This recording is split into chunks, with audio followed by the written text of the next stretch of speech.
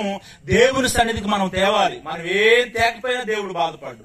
మన స్థితిని బట్టి మన దగ్గర బంగారం లేదు, ఎండి లేదు, మనం దేవునికి ఏది ఇచ్చినా కూడా అది తక్కువే. అర్థమవుతుందమ్మా? దేవునికి మనం విలువైనది ఏది ఎంచి ప్రభువా ఇది విలువైంది కదా నీకు ఇస్తున్నాను ప్రభువా అంటే అది దేవుని ఎదుట అది చాలా చిన్నది, అది చాలా కొద్దిది. అది ఎందుకంటే సమస్తం అంతా ఆయనదే కదా, భూమి సమస్తం ఆయనదే. ఆయనలో నుంచి తీసి దేన్ని ఆయన దగ్గరికి వచ్చి అర్పించినా కూడా అది చిన్నదే. కానీ ఒక స్తుతి అనేది దేవుడు ఘనముగా చూస్తున్నాడు.